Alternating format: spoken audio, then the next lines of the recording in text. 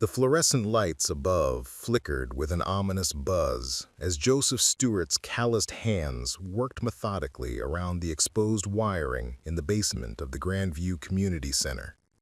The smell of old concrete and dampness filled his nostrils, mixing with the metallic tang of copper wires that had seemed better decades. His tool belt, worn leather cracked from years of honest work, hung heavy around his waist as he crouched beneath the main electrical panel that had been acting up for weeks. "Just hold on a little longer," he whispered to the ancient building, the same words he'd been saying to himself every morning for the past 2 years since Maria had passed away. His wedding ring, now loose on his finger from the weight he'd lost during those sleepless months of grief, caught the harsh light as he reached for his wire strippers. The community center meant everything to this neighborhood. It was where kids like his 8-year-old daughter Emma came after school when he couldn't afford a babysitter. It was where elderly Mrs. Chen taught Mandarin on Tuesday evenings, and where the Rodriguez family held their quinceañera celebrations. Most importantly, it was free, and in a world where everything seemed to cost more than Joseph could afford, free was a blessing he couldn't take for granted. He ignored it, focusing instead on the maze of wires before him. Each color told a story. The black ones carrying power, the white neutrals, the green grounds that kept everyone safe. In this chaos of metal and plastic, Joseph found a strange peace. Electrical work made sense to him in a way that the rest of his life didn't anymore. The basement door creaked open above, and he heard the distinctive click of expensive heels on the wooden stairs. This was unusual.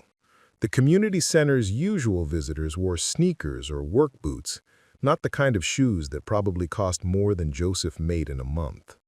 He glanced up briefly, catching sight of perfectly tailored black pants and what looked like a designer coat. "Excuse me, I'm looking for whoever is in charge of the building maintenance. I represent a potential donor who's interested in this facility." Joseph wiped his hands on his jeans and stood up, his 6-foot frame unfolding from the cramped space. The woman before him was probably in her late 40s with silver-streaked dark hair pulled back in an elegant bun. Her jewelry was understated but clearly expensive, the kind of simple pearl earrings that somehow managed to cost thousands. Everything about her screamed money and power, from her perfect posture to the way she held her leather briefcase. "That would be me," Joseph said, extending a hand that he suddenly realized was still grimy from the electrical work. She looked at his hand for just a moment, not with disgust, but with the careful assessment of someone who wasn't used to manual labor. Then she shook it firmly, her grip surprisingly strong. "Catherine Walsh, I'm apologize for interrupting your work, but I'm on a tight schedule, and I wanted to see the facilities firsthand before making any recommendations." Joseph nodded, though something about her felt off. Donors usually came through the front office, usually with appointments, and they usually brought the center director with them. But he had learned long ago that questioning people with money was a luxury he couldn't afford. "What would you like to see?" "Everything," she said simply. "I need to understand exactly what this place needs and what it could become." As they walked through the basement, Joseph found himself oddly comfortable talking to this stranger. She asked intelligent questions about the building's infrastructure, not the superficial queries of someone looking for a tax write-off, but detailed technical questions about load-bearing walls, electrical capacity, and heating systems. She took notes in a leather-bound journal, her handwriting quick and precise. "The heating system is from 1987. It works, but it's inefficient. We go through heating oil like it's water, and in the winter months, that's where most of our budget goes." Catherine nodded, making another note. "And the electrical? That's more complicated." Joseph gestured toward the main panel. "The building's original wiring is solid, but over the years, different people have made modifications. Some professional, some—" he trailed off diplomatically. "Some not so much?" "Exactly. I've been going through section by section, trying to bring everything up to code without shutting the place down. It's like performing surgery on a patient who can't afford to be unconscious. She smiled at that, the first genuine emotion he'd seen from her. That's a good analogy. You clearly care about this place. It's more than just a job, Joseph said, then immediately wondered why he was being so honest with a stranger. Maybe it was because she was actually listening, or maybe it was because he so rarely had adult conversations anymore that didn't involve Emma's school or overdue bills.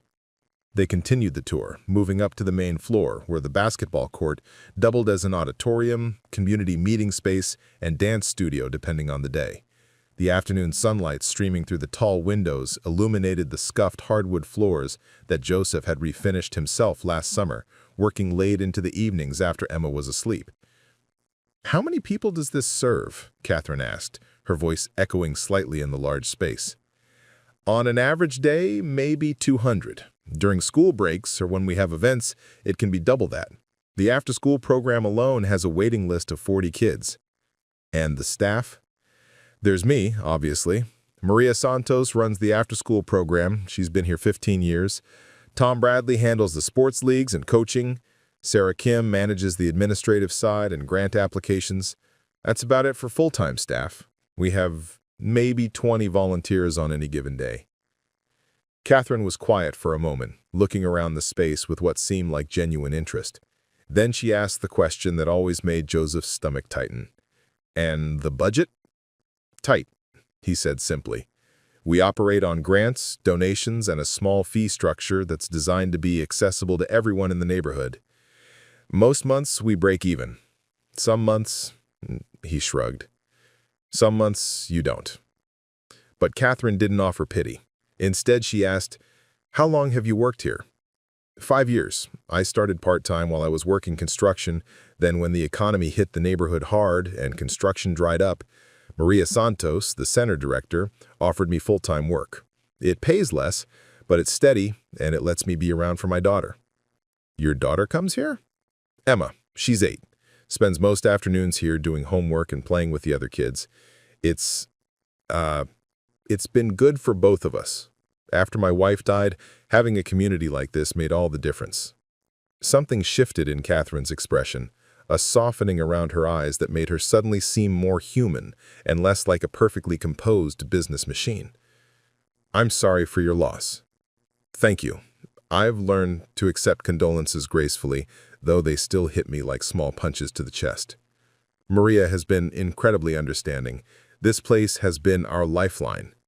They continued the tour, visiting the computer lab with its dozen aging machines that Joseph kept running through creative repairs and sheer determination, the small library filled with donated books, and the kitchen that served free lunches during the summer months.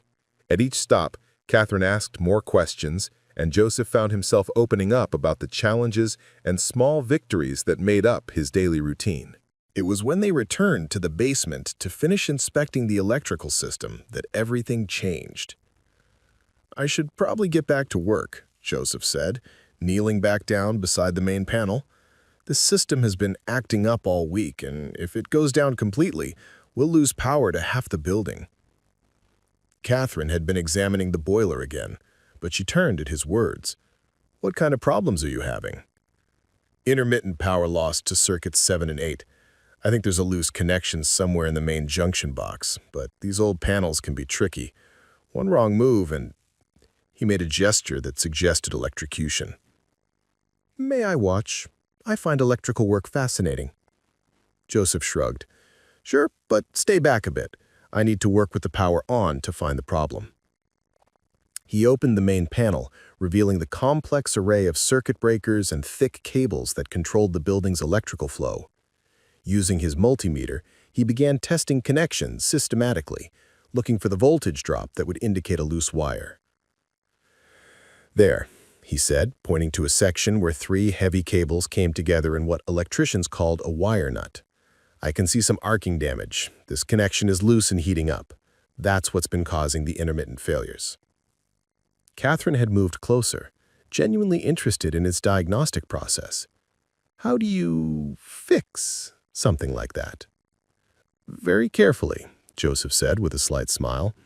"I need to disconnect the power to that section, remove the old connector, clean the wire ends, and make a new connection.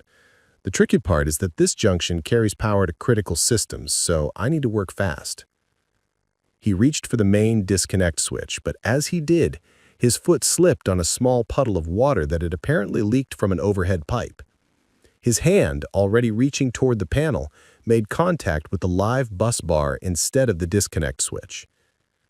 The electric shock hit him like a physical blow, locking his muscles and sending 240 volts coursing through his body. He couldn't let go, couldn't move, couldn't even cry out as the current held him in its deadly grip. Time seemed to slow as he felt his heartbeat becoming irregular, his vision starting to tunnel. Then, Catherine was there, moving faster than seemed possible for someone in expensive heels. But she didn't try to grab him directly. That would have just meant two people getting electrocuted. Instead, she grabbed the wooden handle of a nearby broom and used that to knock his hand away from the electrical contact, breaking the circuit and freeing him from the shock. Joseph collapsed to his knees, his whole body trembling from the electrical trauma. His chest felt tight and he could taste copper in his mouth. Catherine was beside him instantly, her manicured hands gentle but competent as she checked his pulse and breathing. "Joseph, can you hear me? Stay with me," she said, her voice calm but urgent. Her expensive jewelry jingled softly as she moved, checking his vital signs with the practiced efficiency of someone who clearly had medical training. "Are you a doctor?" he asked as they waited for the ambulance. Catherine paused in her examination of his pupils, checking for signs of neurological damage, he realized.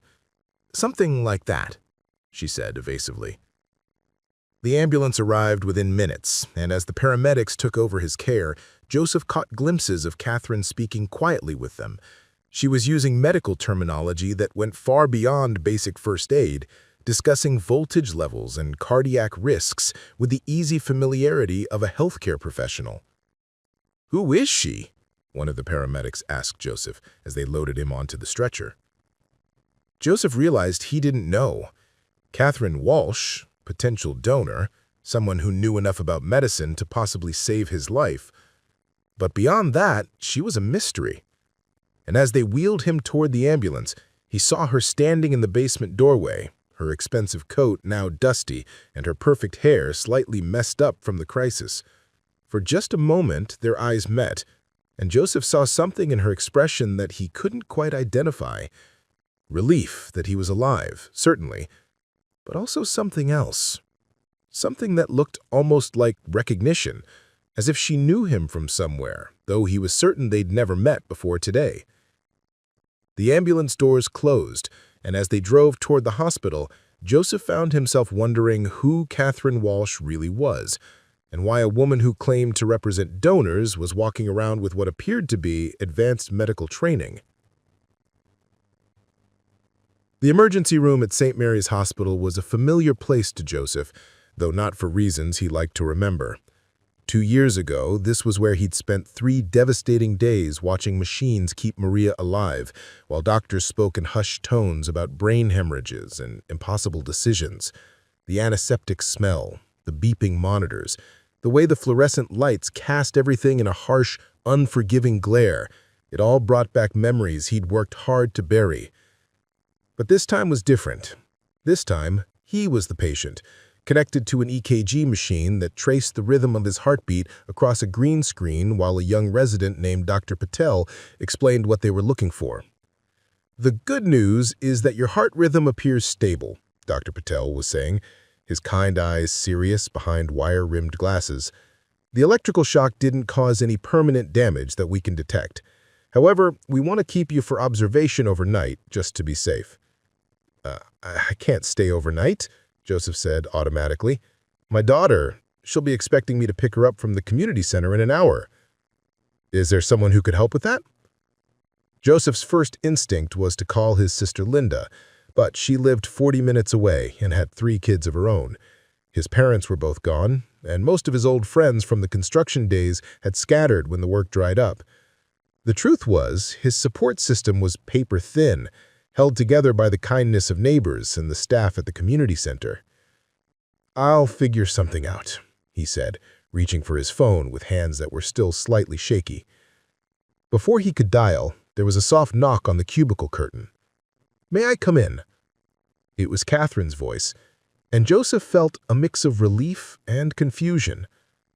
Of course," he said, and she stepped through the curtain carrying 2 cups of coffee and looking remarkably composed for someone who had just helped save a man's life. "I thought you might need this," she said, offering him one of the cups. The coffee was from the Good Place across the street from the hospital, another small detail that suggested she was more familiar with this environment than a typical donor would be. "Thank you," Joseph said, accepting the coffee gratefully. "And thank you for what you did back there. The doctor says I could have been seriously injured if you hadn't acted so quickly." Catherine waved off his thanks with a gesture that seemed almost uncomfortable. Anyone would have done the same thing. Not everyone would have known to use the wooden broom handle instead of trying to grab me directly. That kind of quick thinking requires training. For a moment, Catherine's carefully controlled expression slipped, and Joseph caught a glimpse of something vulnerable underneath. "I've had some emergency response training," she said carefully. "What kind of work do you do?" Joseph asked. "I mean, really do, because I'm starting to think you're not exactly a typical donor representative." Catherine sat down in the plastic visitor's chair, and for the first time since they'd met, she seemed unsure of herself. "It's complicated," she said finally. Before Joseph could press further, his phone rang. The caller ID showed the community center's number, and he answered with a sense of dread. "Hello?" "Joseph, thank God," came Maria Santos's voice, thick with her usual mixture of worry and deficiency. "I heard what happened. How are you feeling?" "I'm okay. They want to keep me overnight for observation, but nothing," Maria interrupted. "You stay right there and let them take care of you. I've already called Emma and told her she's having a sleepover with the Gonzalez family tonight. Sophia is over the moon about it." Joseph felt a wave of gratitude that nearly brought tears to his eyes. This was what community meant. People stepping up when you needed them most, without being asked, without expecting anything in return. "Maria, I don't know how to thank you." "You don't need to thank me for anything," she said firmly. "You've been taking care of everyone else around here for years. It's about time we took care of you. Now I've got to go. I'm coordinating the evening programs from the backup office upstairs since you were working on the electrical.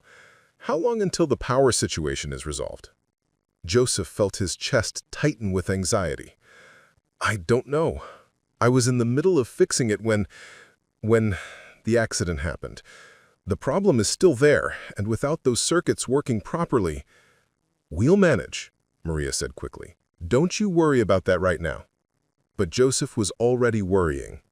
The community center operated on such thin margins that even one day of reduced capacity could mean canceled programs and disappointed families. The after-school program needed those lights. The evening ESL classes needed that power. The senior citizens lunch program depended on the kitchen circuits that were acting up. After he ended the call, Catherine was watching him with an expression of thoughtful concern. "You're still thinking about work, aren't you?" "I can't help it. That electrical problem isn't going to fix itself, and every day it goes unrepaired means more stress on the other circuits. If the main panel fails completely, the whole building loses power," Catherine finished. "Right, and we can't afford to hire an outside electrical contractor. The budget just isn't there." Catherine was quiet for a moment, seeming to weigh her words carefully. "What if I told you that might not be a problem?" "What do you mean?" "The donor I represent, they're very interested in the community center. Infrastructure improvements would definitely be part of any potential investment." Joseph studied her face, trying to read the expression there. "You're being deliberately vague about this mysterious donor. Why?" "Because—" She paused, and in that pause, Joseph heard the sound of someone rustling with a decision. "Because it's not entirely straightforward." Before she could explain further, Dr. Patel returned with a clipboard full of forms. "Mr. Stewart, we're going to move you to a room upstairs for the night. The good news is that all your tests look normal, but I want to monitor your heart rhythm for at least 12 hours to make sure there are no delayed effects. As the orderlies prepared to transfer him to a regular room, Catherine gathered her things. I should let you rest. Wait, said Joseph. Will I see you again? I mean, about the donor situation. Catherine hesitated at the curtain opening. Yes, she said finally, I think you will. The next 18 hours passed slowly. Joseph spent most of the night staring at the ceiling, listening to the sounds of the hospital around him, the distant conversations of the nursing staff, the soft beeping of monitors, the occasional overhead page calling some doctor to some emergency. It reminded him too much of those final nights with Maria, when hope had slowly given way to the terrible reality of loss. But this time was different, because this time people had stepped up to help him. Maria had handled Emma's care without hesitation. Tom Bradley had called to check on him and to report that he'd managed to get the evening basketball league relocated to the school gym. Sarah Kim had sent a text with updates on the electrical situation. Apparently, a local electrician named Rodriguez had volunteered to look at the panel, though he couldn't do any major work without permits and proper parts. Most intriguingly, there had been 2 more calls from Catherine Walsh. She hadn't visited again, but she'd called once to check on his condition and once to let him know that she'd spoken with Maria Santos about the possibility of emergency funding for electrical repairs. She's an interesting woman, Maria had told him during her visit the next morning. Very knowledgeable about nonprofit operations, asked a lot of specific questions about our programs, our demographics, our biggest challenges, not the usual donor questions about tax deductions and naming rights. What kind of questions? Joseph had asked. About the after-school program waiting list, about what percentage of our families are food insecure, about whether we provide any healthcare services or referrals, about our relationships with other community organizations. Maria had shrugged. Either she's the most thorough donor representative I've ever met, or she's conducting some kind of comprehensive community assessment. Now, as Joseph waited for his discharge paperwork, he found himself thinking about Catherine Walsh and the questions that were multiplying in his mind. Her medical knowledge, her familiarity with the hospital, her detailed questions about community needs, the way she'd handled the emergency with such professional competence. Dr. Patel arrived with the discharge papers and a list of follow-up instructions. You were very lucky, he said seriously. Electrical shocks like that can cause cardiac arrhythmias or neurological damage. The fact that someone was there who knew how to respond safely probably saved your life. She said she had some emergency response training, Joseph said. More than some, I'd say.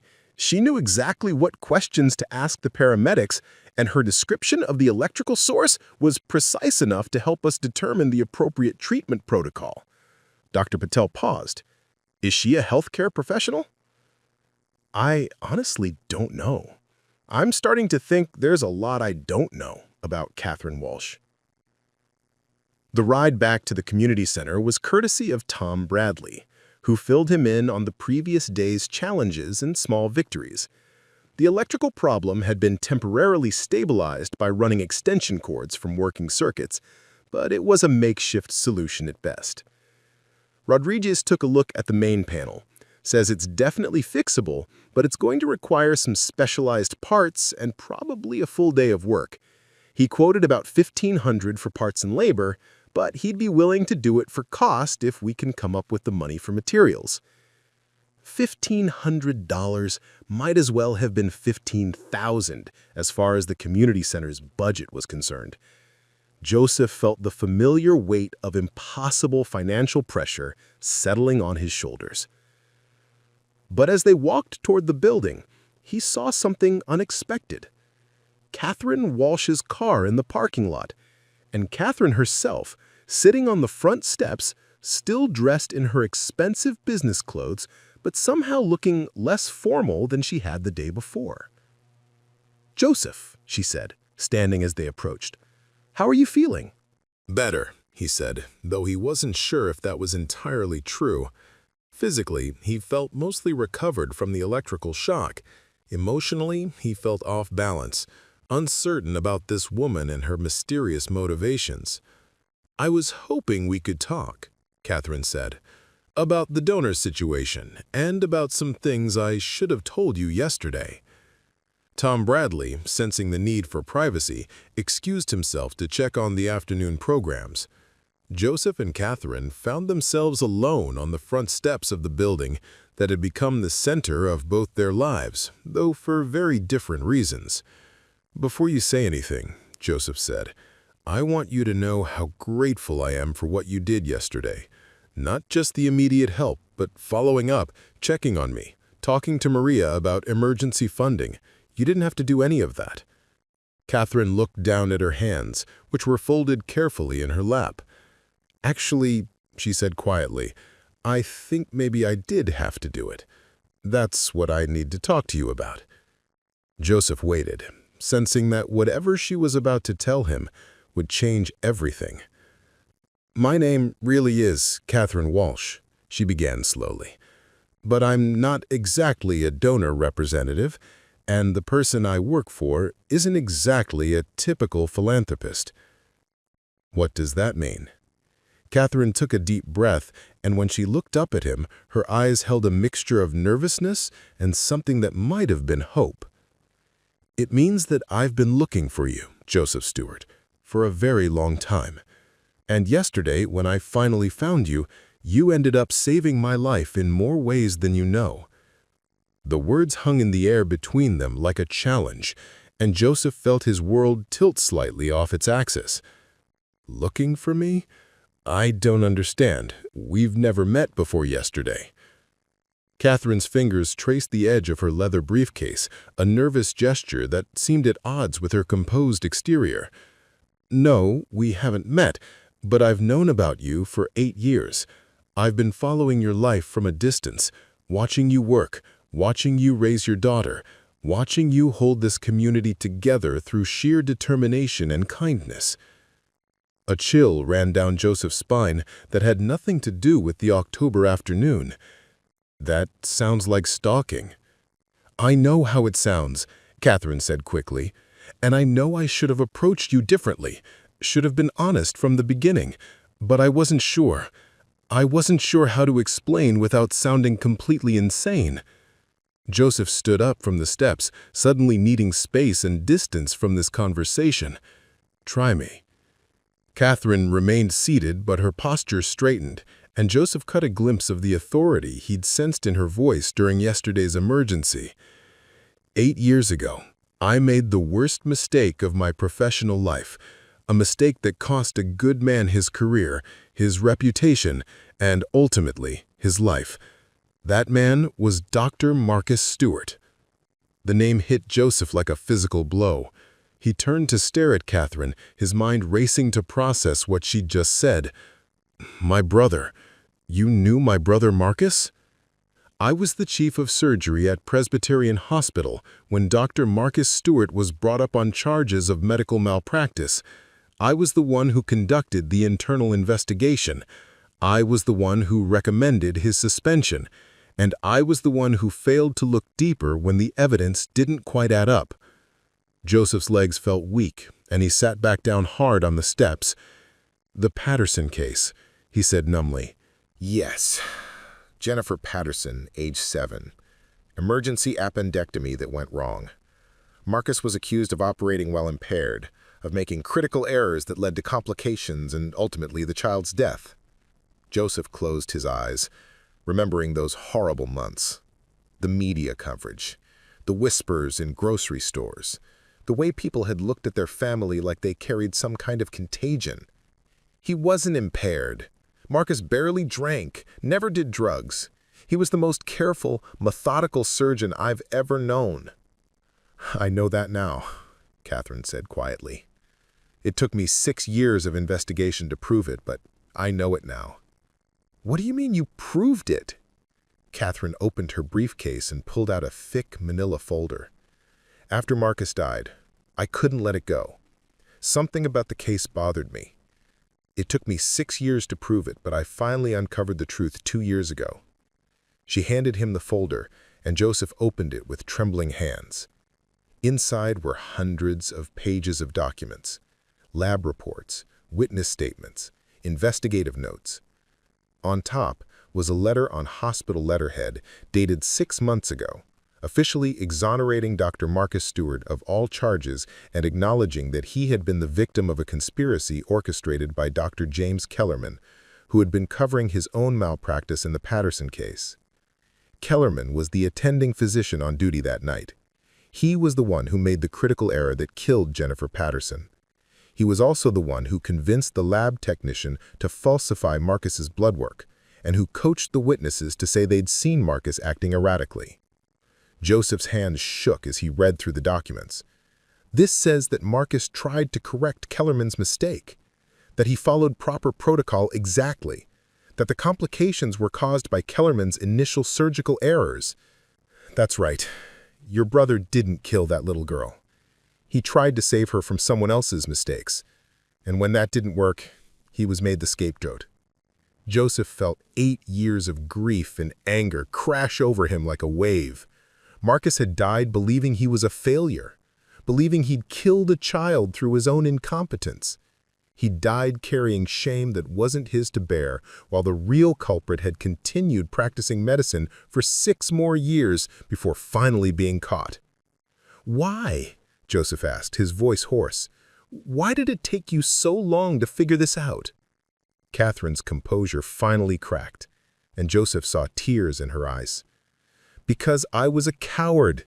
Because when the evidence first crossed my desk, it was easier to believe the obvious story than to dig deeper. Because Kellerman was a respected colleague with 20 years of experience, and Marcus was relatively new to the hospital. Because I let institutional politics and professional relationships cloud my judgment." She wiped her eyes with the back of her hand, smearing her makeup slightly. "Your brother came to see me 3 days before he died. He brought his own investigation, his own evidence that something was wrong with the official story.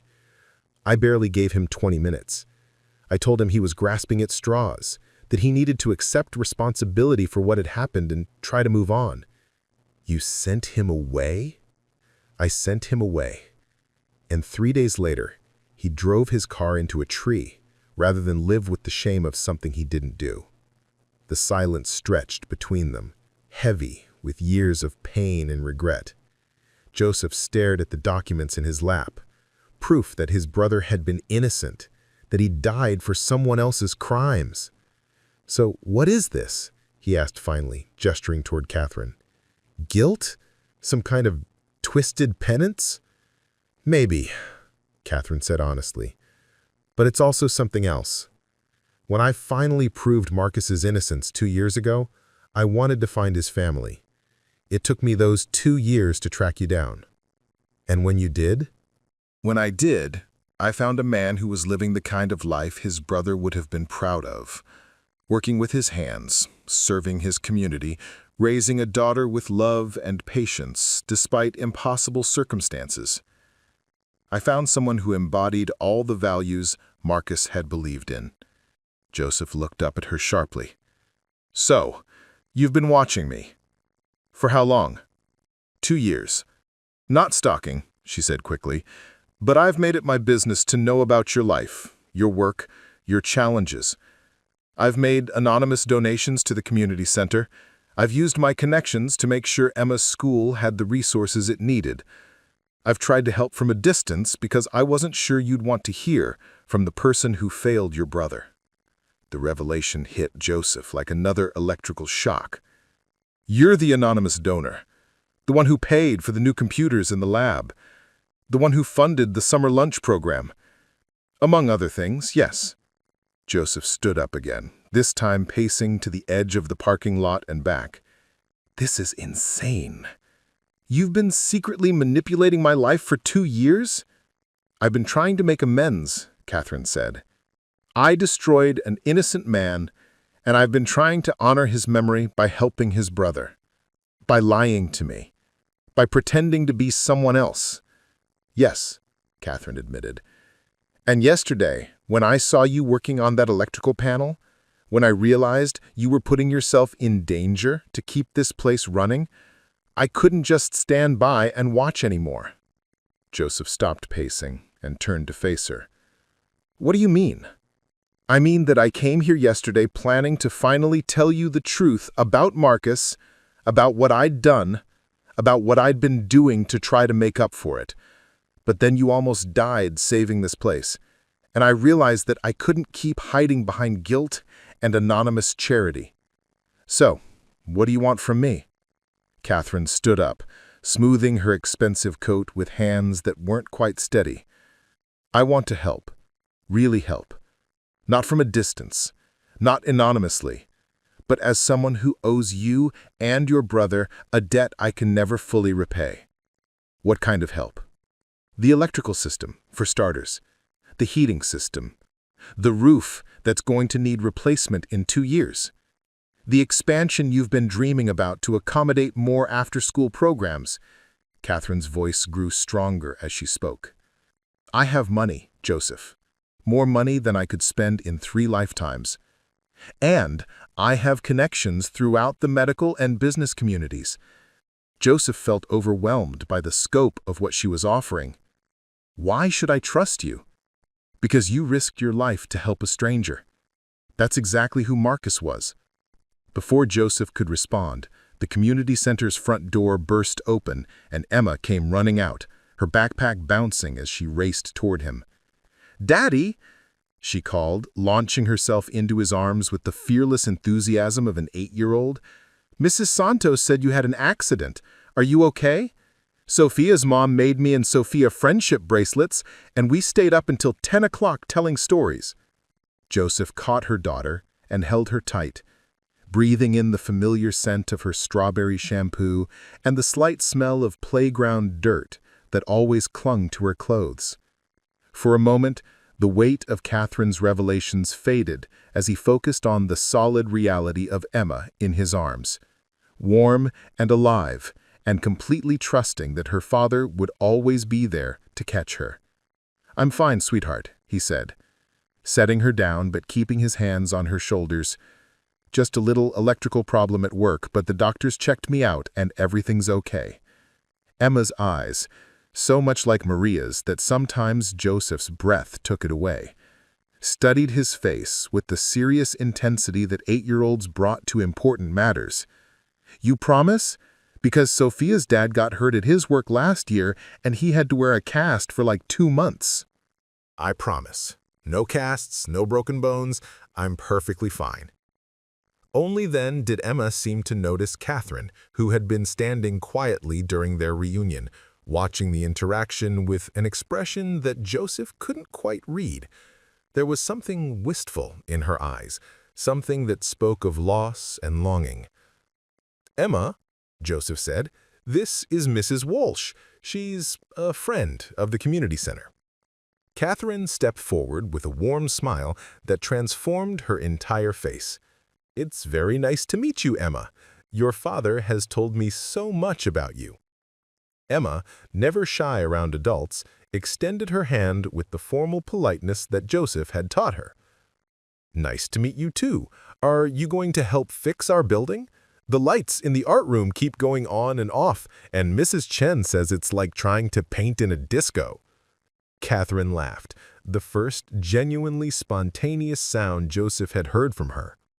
"I hope so. Your father is very good at fixing things." "He's the best fixer in the whole world," Emma declared with absolute certainty. "He can fix anything except my bike chain, but that's because it's really old and the links are all stretched out." "Maybe we can get you a new bike for Christmas. Can I go play with Sophia for a little while before we go home? She got a new board game for her birthday and she wants to show me." Joseph glanced at Catherine, uncertain about leaving their conversation unfinished, but unwilling to discuss such heavy topics in front of his daughter. "Sure, but only for an hour. We need to get home for dinner." Emma kissed his cheek and ran back toward the building, calling over her shoulder, "It was nice meeting you, Mrs. Walsh." When she was gone, the weight of their earlier conversation settled back over them like a heavy blanket. Joseph sat back down on the steps, suddenly feeling exhausted. "She looks like her mother," Catherine said softly. "Everyone says that. Sometimes it's—" Joseph trailed off, not sure how to finish that thought. Sometimes it's wonderful. Sometimes it's heartbreaking. Sometimes it's both at the same time. I lost a child a long time ago. Different circumstances, but I know something about what it's like to love someone that much and then have to figure out how to keep going. Joseph looked at her with new eyes.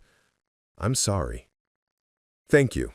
It was a long time ago, but watching you with Emma, it reminds me why family is so important, why people like you, who put everything on the line for the people they love, matters so much." They sat in comfortable silence for a moment, both lost in their own thoughts. Finally, Joseph spoke. "Tell me about the money, because if we're going to have this conversation, I need to understand exactly what you're proposing." Catherine opened her briefcase again and pulled out another folder, this one thinner but somehow more substantial. "My net worth is approximately $42 million, she said matter-of-factly. "Most of it came from my medical practice, some from investments, some from my late husband's technology company. I have no children, no close relatives, and no particular attachment to luxury beyond what I need to maintain my professional image." Joseph stared at her. $42 million was more money than he could properly conceptualize. It was enough to fund the community center for decades, enough to solve every financial problem he'd ever worried about. "Why?" he asked. "Why give it to strangers?" "Because I can't undo what I did to Marcus, but I can try to honor what he believed in. And because yesterday, watching you risk your life to keep this place running, I realized that money sitting in investment accounts doesn't help anyone. Money used to support people like you, communities like this. That's how you honor someone's memory." She opened the folder and showed him a series of documents. "I've been working with lawyers and accountants for the past 6 months to establish the Marcus Stewart Community Foundation. The goal is to identify and support community leaders who are making a real difference, but struggling with resources." Joseph scanned the documents, his eyes widening as he saw the scope of what she was proposing. This is enormous. The Grandview Community Center would be the foundation's first major project. Complete infrastructure overhaul, expanded programming, endowment funding to ensure long-term stability. But more than that, we want to use this place as a model for community-centered development that can be replicated in other neighborhoods. "We?" "I've been working with a team of urban planners, social workers, and community development specialists. People who understand that real change happens at the grassroots level, with people like Maria Santos and Tom Bradley and—" She gestured toward the building where Emma had disappeared. "People like you." Joseph felt overwhelmed by the magnitude of what she was describing. It was everything he'd ever dreamed of for the community center, and more than he dared to imagine possible. "What's the catch?" "No catch. Well, one requirement. The foundation board insists that any major investment include a commitment from existing leadership to stay involved. We're not interested in funding projects and then walking away. We want to support the people who are already doing the work." "You want me to run this?" "I want you to be the community liaison for the foundation. Keep doing exactly what you're doing now, but with adequate resources and support. Maria would remain as executive director, Tom would head up the sports and recreation programs, Sarah would handle administration, but all of you would have the backing to really accomplish your goals." Joseph stood up and walked to the edge of the parking lot again, needing space to process what he was hearing. In the distance, he could hear the sounds of children playing, the bounce of basketballs, the familiar rhythms of community life that had become the soundtrack to his daily existence. "This is about Marcus," he said. "You feel guilty about what happened to him, and you think that throwing money at his brother will somehow make up for it?" "Partly, yes," Catherine admitted. "But yesterday changed something for me. When I saw you get electrocuted, when I thought I might lose you before I could tell you the truth about your brother, I realized this isn't just about guilt anymore. It's about recognizing something valuable and making sure it doesn't get lost." "What do you mean?" "I mean that in a world full of people looking out for themselves, you're someone who puts community first. In a society that rewards selfishness, you consistently choose service. That's rare, Joseph. That's worth preserving and supporting." Before Joseph could respond, his phone buzzed with a text message. He glanced at it and felt his stomach drop. It was from his landlord. "Rent increase effective next month. $400 additional per month. New lease required by Friday or vacate by month end." Catherine noticed his expression. "Bad news? My landlord is raising my rent by $400 a month. I've got 3 days to sign a new lease or find somewhere else to live." Joseph laughed bitterly. "Perfect timing. Where will you go?" "I don't know. There's not much affordable housing in this neighborhood, and Emma's school is here, her friends are here." He gestured toward the community center. "Her life is here." Catherine was quiet for a long moment, and Joseph could almost see her thinking. Finally, she said, "What if that wasn't a problem?" "What do you mean?" "The foundation budget includes housing allowances for key personnel. If you accept the position, housing would be part of the compensation package." Joseph turned to stare at her. "You're offering me a house?" "I'm offering you stability. The foundation would purchase a home in this neighborhood, nothing fancy, but appropriate for you and Emma. You'd live there as long as you work with the foundation, and after 10 years, it would transfer to your ownership." It was too much. The scope of what Catherine was offering, the way it solved not just his immediate problems, but provided long-term security he'd never dared to hope for. It felt surreal, like a dream he was afraid to trust. "Why should I believe any of this is real?" he asked. Catherine reached into her briefcase one more time and pulled out a business card and a cashier's check. She handed both to Joseph. The business card was simple but elegant. Catherine Walsh, MD, JD, Chief Medical Officer, Steward Foundation. The check was made out to the Grandview Community Center for $50,000. "The check is real," she said. "It's for immediate repairs and upgrades, the electrical system, the heating issues, whatever else needs attention. Consider it a good faith gesture while you think about the larger proposal." Joseph stared at the check, his hands trembling slightly. $50,000 would solve every immediate problem the community center faced and provide a buffer for future emergencies.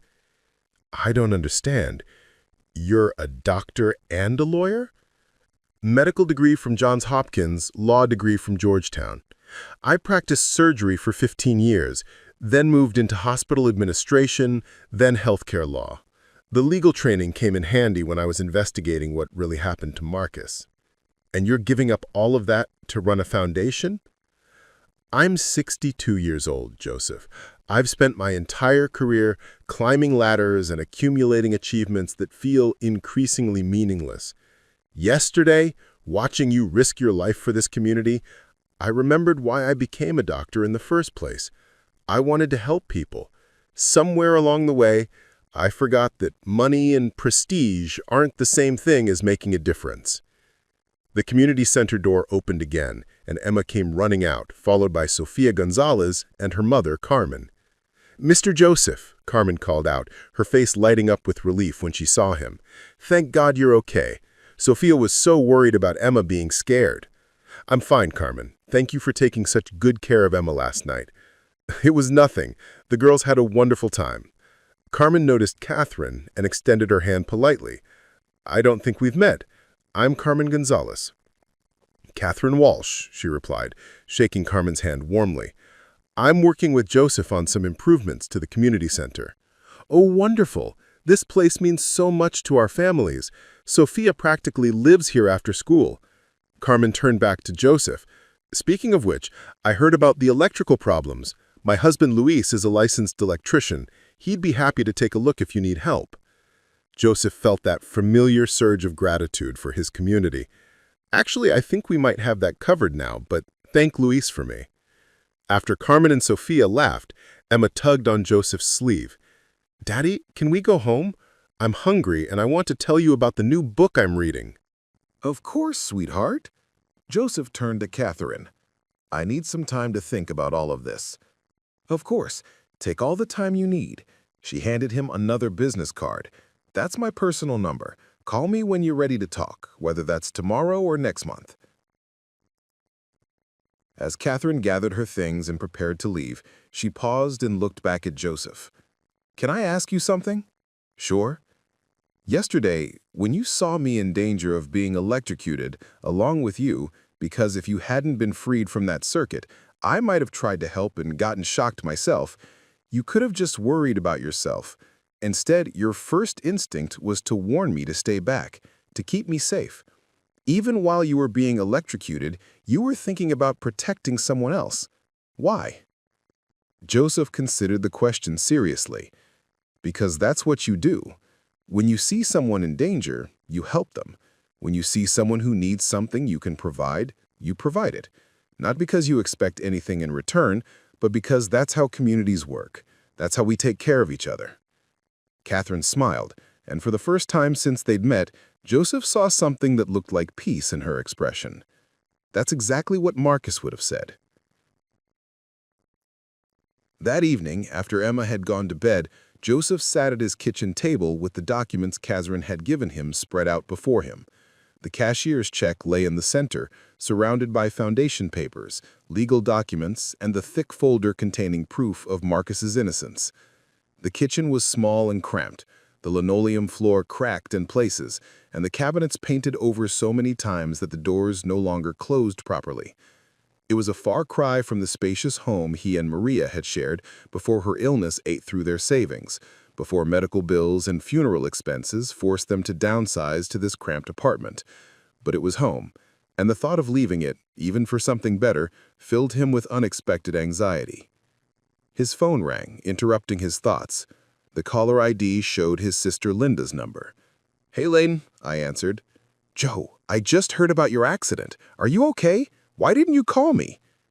Linda was 3 years younger than Joseph, a nurse practitioner with 3 kids and a husband who traveled for work. She lived 40 minutes away in the suburbs, close enough to stay connected, but far enough that they only saw each other every few weeks. "I'm fine. It wasn't serious, just a little electrical shock. The doctors checked me out and everything's okay." "A little electrical shock? Joe, do you know how dangerous that could have been? You could have died." "But I didn't, and someone was there who knew what to do." "Who?" Joseph hesitated. How did he explain Catherine Walsh to his sister? "A woman who was visiting the community center. She had medical training." "Thank God. Listen, Joe, maybe this is a sign that you need to think about finding a safer job, something with benefits, something stable." It was an old conversation between them. Linda worried constantly about Joseph's financial situation, about Emma's future, about what would happen if something serious happened to him. She'd offered many times to help financially, but Joseph had always declined. He didn't want to be a burden on anyone, even family. "Actually," he said slowly, "I might have an opportunity for something more stable." "Really? What kind of opportunity?" Joseph found himself explaining about Catherine's offer, though he left out the parts about Marcus and the foundation's true origins. As he talked, he could hear the excitement growing in Linda's voice. "Joe, this sounds incredible. $42 million? A house? Job security? You have to say yes." "It's not that simple." "Why not? What's complicated about financial security and the chance to really help your community?" Joseph stared at the documents spread across his table. "Because I don't know if I can trust her. Because it feels too good to be true. Because accepting help this big, it changes everything." "Maybe everything needs to change," Linda said softly. "Joe, you've been struggling for so long. carrying so much weight on your shoulders. Marcus wouldn't have wanted you to suffer forever because of what happened to him." The mention of Marcus hit Joseph like a physical blow. Linda didn't know the truth about their brother's death, didn't know that he'd been innocent, or that Catherine was the woman who had failed him. All she knew was that Marcus had died in disgrace, and that Joseph had been carrying that burden ever since. "This isn't about Marcus," Joseph said, though even as he said it, he knew it wasn't entirely true. "Isn't it? Joe, you've been punishing yourself for 8 years, working jobs that don't pay enough, living in places that aren't good enough, never allowing yourself to have anything nice because somehow you think you don't deserve it. But Emma deserves better. She deserves a father who's not constantly stressed about money, a home that's safe and comfortable, opportunities you can't give her on a maintenance supervisor's salary." After they hung up, Joseph walked quietly down the hall to Emma's room. She was fast asleep, curled up with the stuffed elephant that had been her constant companion since she was 3. On her nightstand was the library book she'd been reading, along with a friendship bracelet Sophia had made her and a drawing she'd done at school of their family. Just the two of them, holding hands in front of the community center. Looking at his daughter's peaceful face, Joseph felt the weight of responsibility settle heavier on his shoulders. Emma was happy, but Linda was right. She deserved more than he could currently provide. She deserved a father who's not constantly stressed about money, a home that's safe and comfortable, opportunities he can't give her on a maintenance supervisor's salary. But accepting Catherine's offer meant accepting help from the woman who had failed Marcus. It meant building our future on a foundation of guilt and regret. Was that fair to Emma? Was it fair to Marcus's memory? Joseph spent most of the night wrestling with these questions, finally falling asleep on the couch around 4 in the morning. He was awakened by Emma bouncing on his chest at 7:30. "Daddy, why are you sleeping on the couch? And why do you look like you wrestled with a bear?" "Just couldn't sleep in my bed last night, sweetheart. Sometimes that happens to grown-ups." You studied his face with the serious concern of a child who had learned too early that adults weren't invincible. "Are you worried about something?" Joseph sat up and pulled Emma onto his lap. "Actually, yes. I've got a big decision to make, and I could use some advice from my smartest consultant." Emma giggled at being called a consultant, a word she'd learned when Joseph had jokingly appointed her his breakfast consultant for choosing between cereal options. "Okay, what's the decision?" "Well, you know how we're always trying to find ways to make the community center better. New equipment, better programs, that kind of thing?" "Uh-huh." What if someone offered to give us all the money we needed to fix everything and make the center amazing? Like enough money to fix all the broken stuff and add new programs and maybe even expand the building? Emma's eyes lit up. "That would be awesome! We could get new art supplies and maybe a bigger library and better sports equipment." "Right. But what if the person offering the money had complicated reasons for wanting to help? Like, what if they were trying to make up for something bad they'd done in the past?" Emma considered this with the gravity of a Supreme Court justice. Did they hurt someone?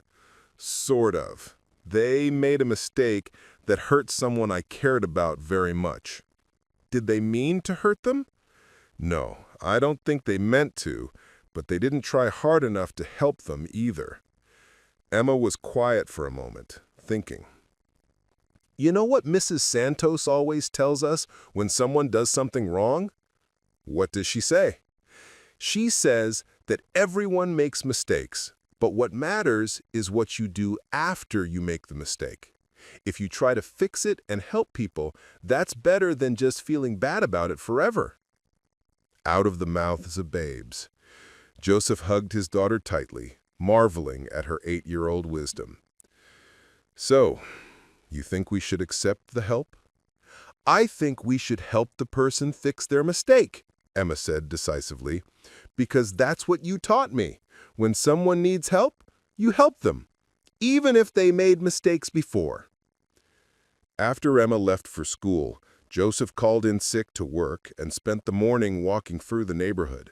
He visited Mrs. Chen, who was tending her small garden behind the apartment building where she lived with her grandson. He stopped by Rodriguez Auto Repair, where Luis was working on an ancient Honda while his youngest son played with toy cars nearby.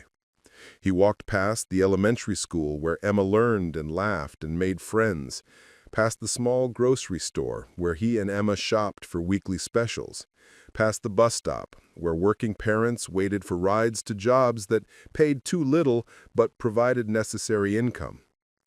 This was his community.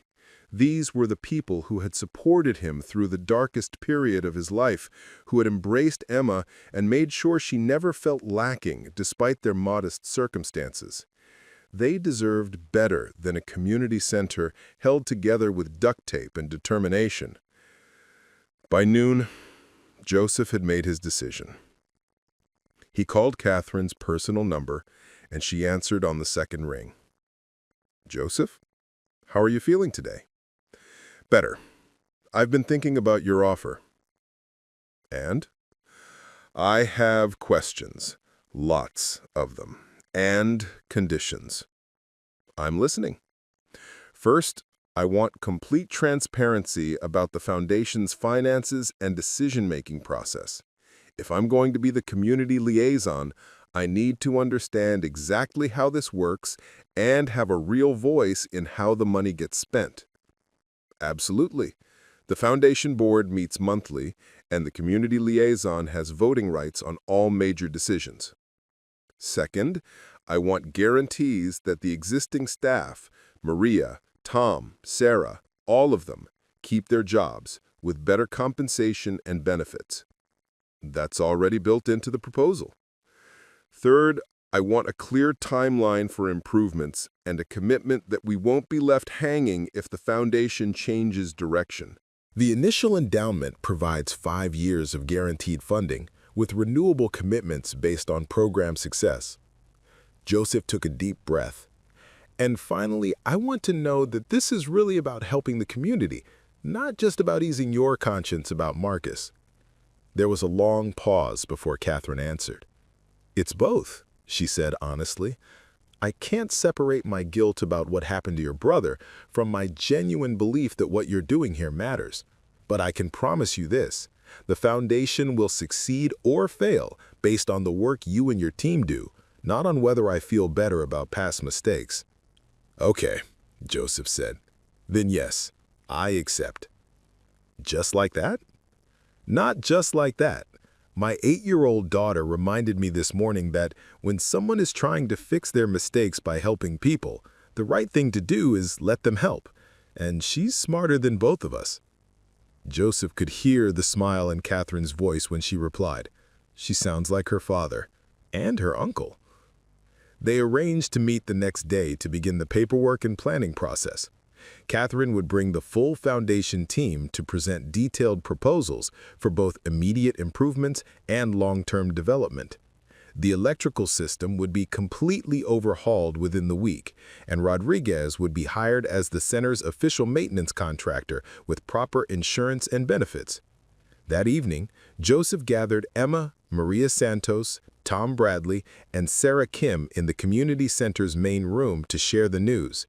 He explained about Catherine Walsh and the Stewart Foundation, about the massive investment they were offering, about the opportunities and changes ahead. "This is incredible," Maria said, tears streaming down her face. 40 years I've been working in community development, and I've never seen anything like this." "What does this mean for the programs?" Tom asked. "For the kids we serve?" "It means we can serve more kids," Joseph said. "Better facilities, more staff, new programs we've only dreamed about. It means the waiting list for after-school care goes away. It means we can offer real healthcare services, job training, college prep, everything this community needs." Sarah was frantically taking notes. "When does this start? What do we need to do? How do we manage this transition?" "It starts now," Joseph said, holding up the cashier's check. "This covers immediate needs. The rest rolls out over the next 6 months." Emma, who had been sitting quietly through the adult conversation, raised her hand like she was in school. "Does this mean I can tell Sophia that we're really getting new art supplies?" Everyone laughed, and Joseph pulled his daughter onto his lap. Yes, sweetheart, new art supplies and a lot more. As the group began discussing practical details and dreaming about possibilities, Joseph felt the sense of peace he hadn't experienced in years. The financial pressure that had been his constant companion was lifting, replaced by opportunity and hope. But more than that, he felt like he was finally honoring Marcus's memory in the right way. His brother believed in service and using his skills and knowledge to help others. The foundation would allow Joseph to do the same thing on a scale Marcus would have approved of. 3 months later, the Grandview Community Center reopened after extensive renovations with a celebration that brought together the entire neighborhood. The electrical system hummed efficiently, the heating worked perfectly, and the new computer lab gleamed with state-of-the-art equipment. The kitchen had been expanded to serve 3 times as many people, and the new medical clinic was staffed by volunteer healthcare providers coordinated through Catherine's network. Joseph stood on the front steps where he and Catherine had first had their difficult conversation, watching hundreds of community members enjoy the improved space. Emma was showing off the new art room to anyone who would listen, her face bright with excitement. Maria was giving tours to reporters and city officials who had come to see what community-centered development could accomplish. Tom was organizing pickup basketball games on the refinished court.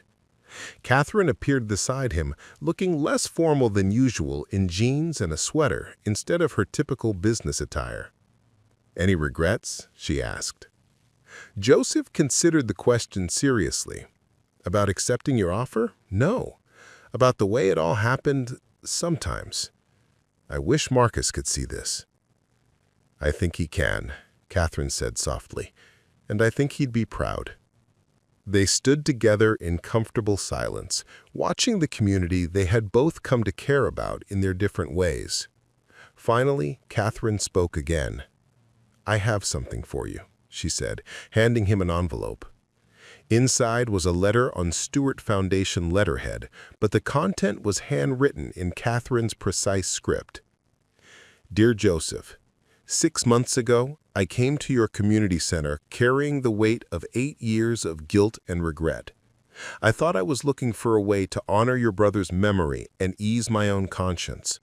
What I found instead was a reminder of why I became a doctor in the first place and why Marcus became a surgeon. We both chose professions dedicated to healing, to making broken things whole again. I had forgotten that healing isn't just about medical procedures, it's about communities, relationships, the daily work of caring for one another that you do here every day. The Stewart Foundation will continue to support this community center and others like it for as long as I'm alive and beyond. But more than that, working with you has helped me understand that the best way to honor someone's memory isn't to carry guilt forever. It's to live in a way that reflects their values. Your brother Marcus was a healer.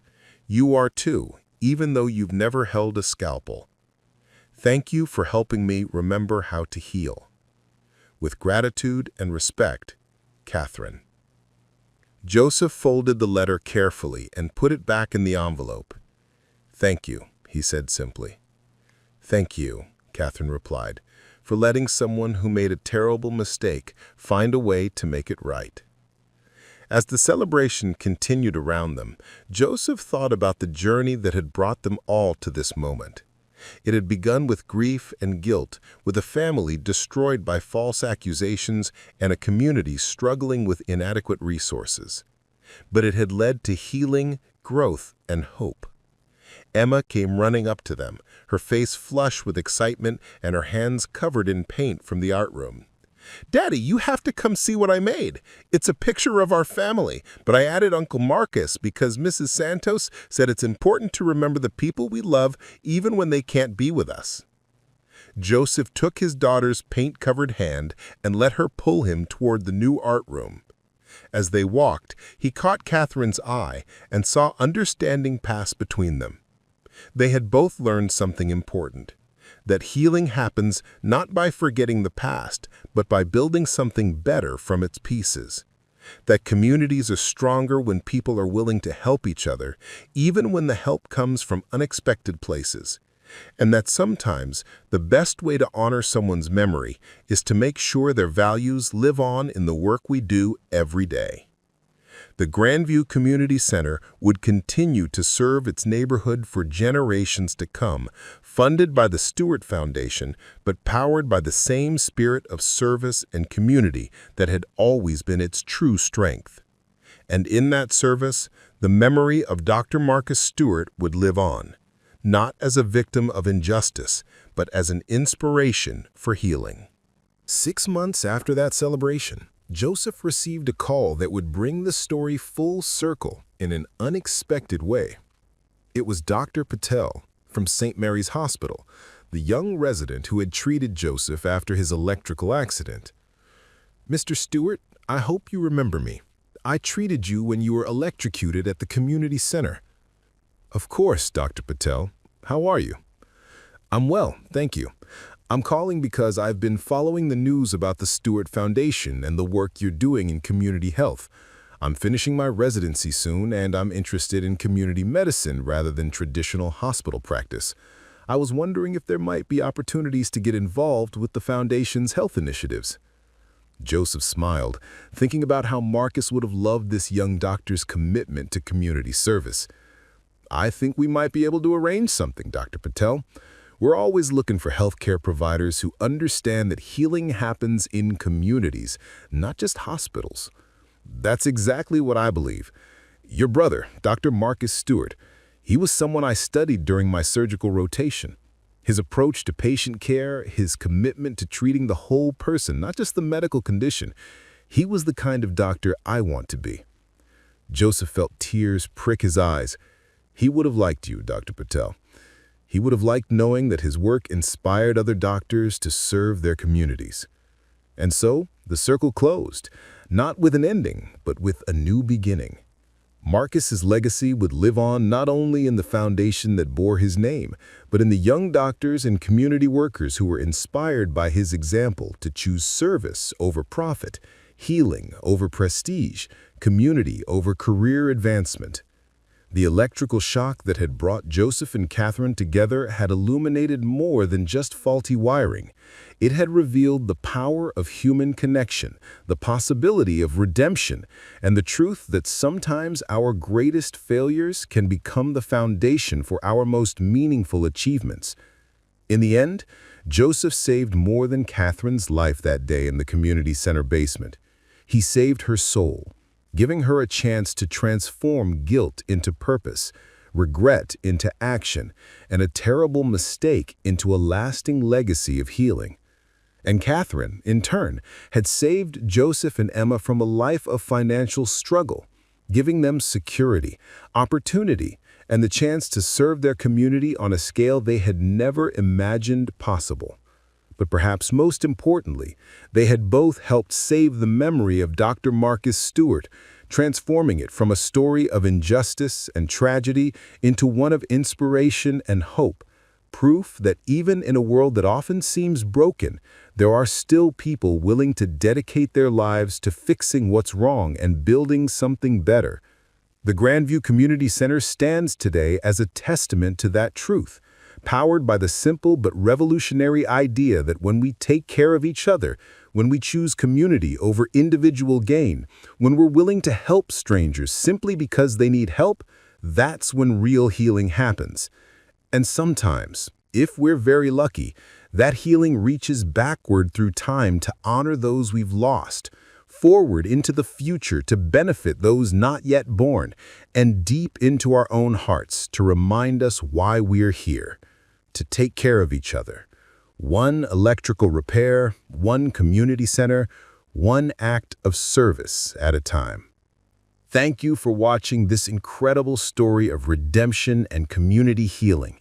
If this touched your heart, please like this video and subscribe to our channel for more inspiring true stories. Ring that bell icon to get notified every time we upload a new story that will move and inspire you.